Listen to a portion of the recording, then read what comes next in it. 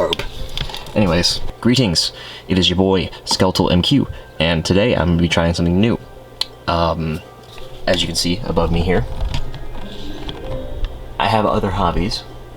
That isn't Wizard Game.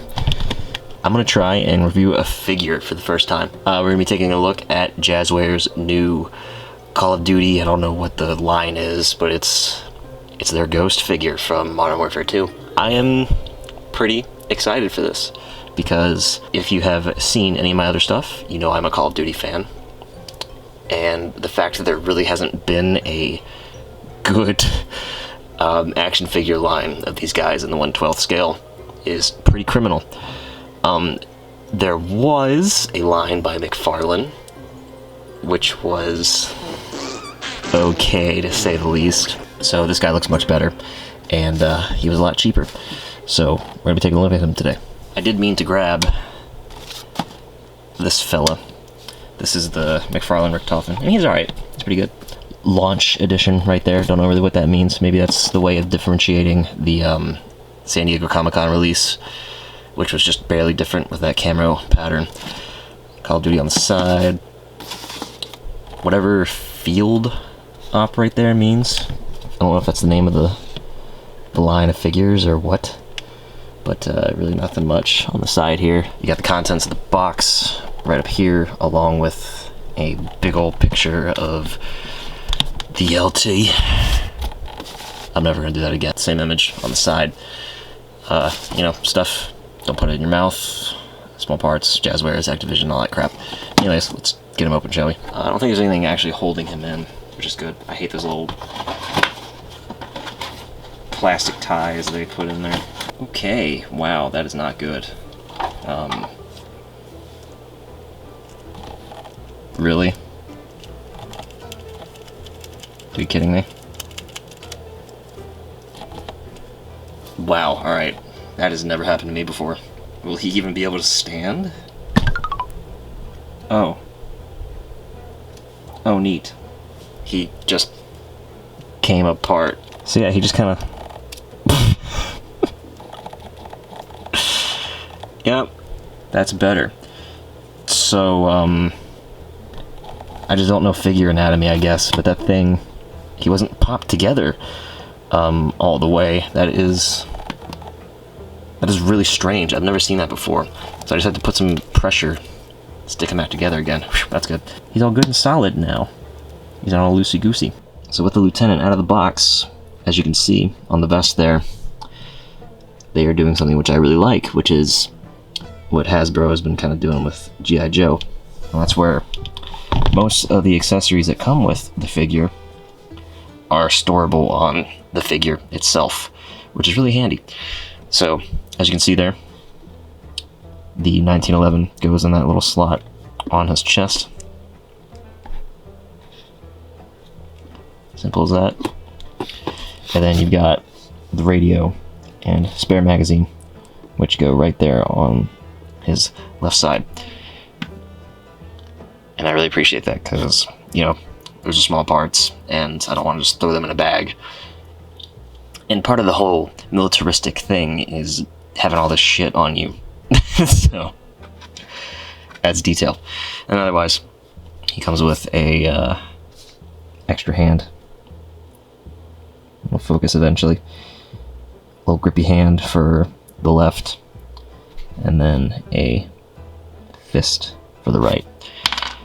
And then just on him, out of the box, he comes with 2 trigger fingers on both hands, which is nice. Also with the G.I. Joe thing is the guns do have mags that you can interchange and swap out, which is always really cool to see. Here's a better look at the M4 if I haven't done that already. So already, you can see that face is a massive, massive improvement on the improvement. Man, I cannot articulate well on the McFarlane one. Much more accurate. It looks like they ripped it out of the game. This cape is pretty nice, I must say. It's stitched in the back to kind of keep it together and out of the way. And the hood doesn't look all that great when put up, at least with him. But you never really see him with the hood up. So, you know, most people are just gonna keep it tucked and out of the way, like he actually appears. And it does stay out of the way nicely. The way it's stitched, I've had capes and stuff like that, where the hood does not want to stay out of your way. There's a nice wash, making the vest look dirty. He's been in the desert, or whatever. Goes across the arms. The shirt underneath is a little plain, but oh well, gets the job done. Then you've got the tattoos and such on his arm there. It actually goes down into the joint. Don't know if that's gonna scrape it all over time. Then past that, you know, the legs, nothing really to write home about. It's pretty much all molded in the same, besides the knee pads being a little different. And, you know, the shoes being brown. Here's what it's like on the back, in case you wanted to know. Yeah, he looks alright without his edgy boy cloak on. Now let's try and go over articulation without breaking him again. He had rotate, but it is not very good at moving up or down. He does have butterflies at the shoulder. The shoulders go up, oh dang, that much. Ooh! Hate that sound. On both sides. God damn. You know, rotate all the way around. If I can get it, it's really tight there. You got bicep. Not the most amazing looking bicep there, kind of breaks it. Breaks the mold. I can't figure out these elbows, if they're double jointed or not. I don't think they are, but if you look at the back, it's a separate piece there from the sleeve. So it makes you want to think that's double jointed, but I can't really get that to move. It's really recessed down in there. So, I don't know. I know it's my job right now to let you know that, but I'll let you toy with your ghost if you decide to make the purchase. That's splitting right there. That is kind of scary. I don't like that. But anyway, elbows go in pretty good amount there. Look at that. You know, swivel at the wrist. They seem to be... Pop it out there. Yeah, only hinge back and forth, no up and down. I believe that's the same across all of these. Yep. So yeah, hinge. Let me actually show you that. Hinge up and down. The body is in two pieces. So he's got a diaphragm up in there. There's like this kind of rounded section at the stomach which connects to a ball coming down and connecting to the hips. So you can get pretty good. You can get jiggy. It's a little harder up at the top, but down at the hips, it's pretty good. Bend forward that much. Up, I dislocated him again. I put him back together. I don't know if it's a widespread problem. He's very easy to pop apart. And then that much. That much. But you can pop him out and get him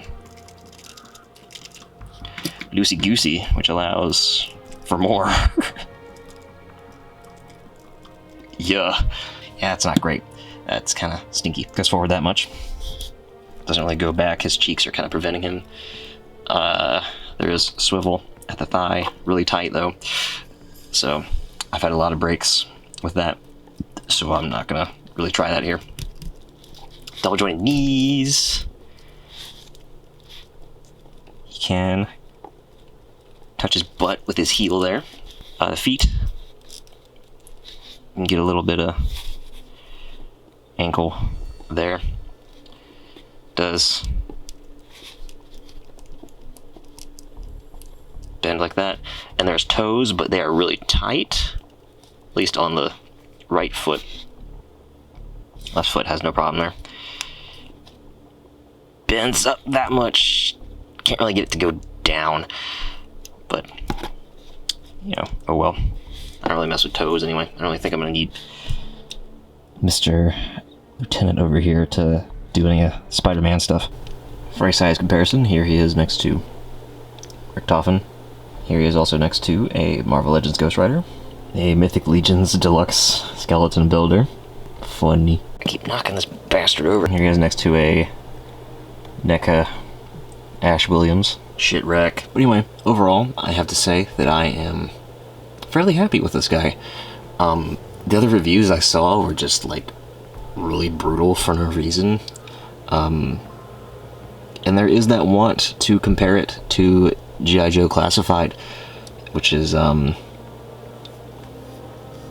don't know, I feel like that's not entirely fair, but this isn't the worst thing in the world. If you're a Call of Duty fan like I am, this is a definite pickup, especially since the McFarlane line didn't get very far. And I hope that they do the Zombies boys justice and continue this line further. One thing I do want to point out is that issue at the beginning, as you saw. Let me know if yours did that, if you have this guy. And also, it is kind of difficult to get him into a two-hand carrying of any kind of rifle like Richtofen is doing here. That's no problem with most Joe figures, but it's just because this guy's vest is so bulky, man. It's hard to get it across without the bicep rubbing, and the butterflies don't really help with that. So really those are the only two problems with this. The fact that I had to pop him back together out of the box, and he can't really do tactical two-hand holding of his freaking M4, man. But overall, I mean, for 20 bucks, 21 bucks, 22 bucks, whatever it is, I'd say it's worth it, and I'm happy with my purchase. Let me know what you guys think down in the comments below, and I will see you next time. Happy questing.